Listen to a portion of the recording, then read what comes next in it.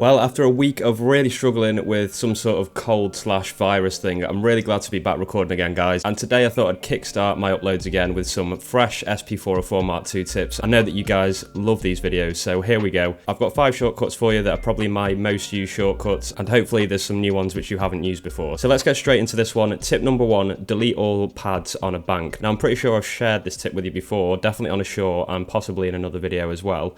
But basically, you can delete a whole bank with one button combination, and it just saves you going through and deleting every single individual one. Really, really easy to do. All you got to do is make sure you're on the bank that you want to delete. So let's say I want to be on A.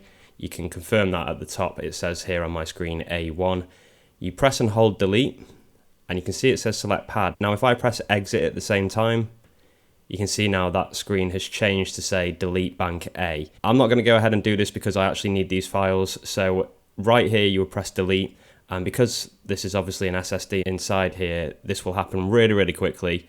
If you don't want to go ahead and do that at this time, obviously you might see that you've done the wrong bank or something like that. You can just simply press escape and that pulls you out of it. So yeah, delete, hold it, press exit, and it'll change to bank, and then you can delete an entire bank really, really quickly. Okay, tip number 2. I use this all the time because I use the pattern mode a lot, and this is switch into a different pad without triggering the sound. I think this is so useful. It's one of the most useful things on the SP, I think. And what it basically means is, let's say I've pressed a pad, but then I've realized the hi-hat's too loud.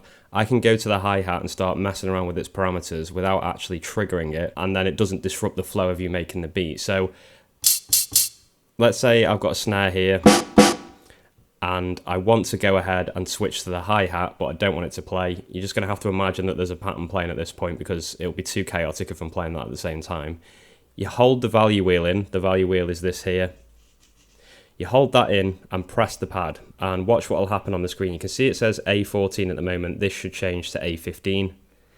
It did, and you could probably hear there that it didn't make a sound either. Now what I can do is I can go into start end, I can change the start and end point, I could go into pitch and speed and play around with those parameters, and it's not going to trigger that over the top of the pattern. So that's really, really useful.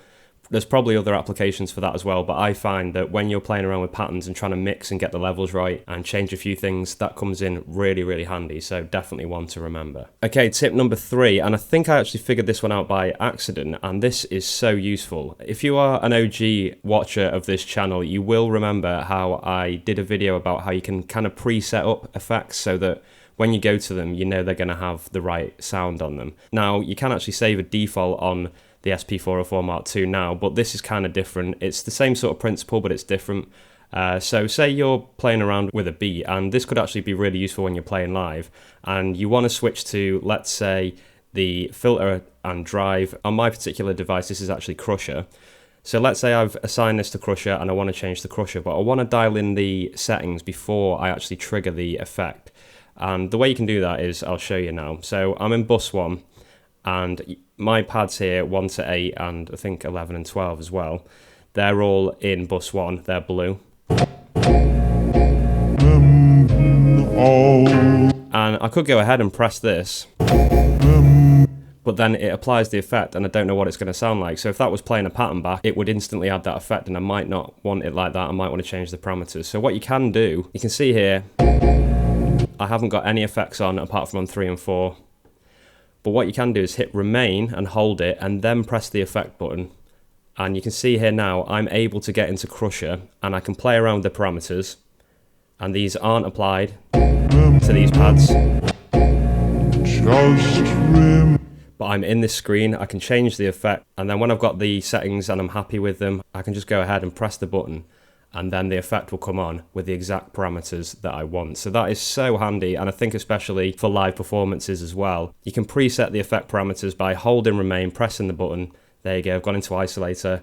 I can play around with them, and then I can just press the button when I'm ready, and it will be to those parameters. Really, really useful stuff, I think, that one. Okay, tip number 4. This is a really, really basic one, but it comes in very handy in your workflow, I find. And originally, this wasn't included in the SP404-MK2's firmware, but they've gone ahead and added it now, which is really good. If you wanted to mute bus 3 and 4, you had to go into Shift 16 and scroll all the way up to the top so that your effects were off like that. But now what you can do is when you're in the default screen, if you hold the value wheel down and press bus effects, you can see at the bottom here, bus 3 and 4 off, bus 3 and 4 on, and you can see here, look, I'm triggering it on and off. This is just so useful, being able to turn off 3 and 4, because I kind of reserve those as master effects on my beats. So let's say I wanted to resample my snare and add a bit more isolator on it. I don't want bus 3 and 4 on the top of that as well, because it will bake 3 and 4 into that resample as well. So if I quickly wanted to resample this snare, I could go ahead and mute bus 3 and 4. There we go, you can make sure it's off. Then I could do my resampling, and then when I want them back on as master effects again, I can just go in and toggle them back on. So that's so useful. It's very, very easy to do. It's very quick, but it comes in so useful in your workflow. Okay, the fifth and final tip, I think this one is useful as well. When you're in the waveform view of any sample, so let's say I choose this sample. So let's say I go into the waveform view using start and end, and here right now, I don't want to have to touch start or end because it's going to move it. You can see there, see, to get into that, it's moved it. If I wanted to play with the start, as soon as I touch that dial, look, it's thrown it all the way into the middle there. It's really, really annoying. So what you can do is use the mark button. So if I hit the mark button, there's a little tiny bit down here on the screen that you can see which says M, which is for marker. And you can see it's changing between start and end. So you can use mark to select which part of the sample you want to change, whether it's the start or the end point. So let's say I want to do the end point. And now if I zoom in, it's going to zoom into that end point, and that just makes it a lot easier to navigate the start and end points and do what you need to do to the samples. And then if I want to go ahead and start playing with the start point, I can hit that again, zoom in, and you can see there I've managed to zoom in at the start of the sample, and I'm not having to play with these dials, so it's changing all the sample. That's another really, really useful tip, and I use that so much when I'm making beats and working with samples. It saved me a lot of time being able to use that button. Okay, so that is it for this one, guys. I hope those tips were useful for you. They're 5 shortcuts that I tend to use every time I'm making a beat, and I think they're really, really useful. If you've got some which you find are useful, please leave them in the comments below. I'd love to hear the ones that you use the most. And just quickly before I leave as well, don't forget to check out SPVIDZ.com. I've got loads of stuff on there for SP users that you can purchase and support what I'm doing here. I've got the skins here, I've got custom boot up screens for the Mark II, I've got drum packs, all sorts of different things. So if you could go and have a look at those, that would be really appreciated. All the links are in the description below. Keep making beats, guys, and I'll see you all for another upload very, very soon.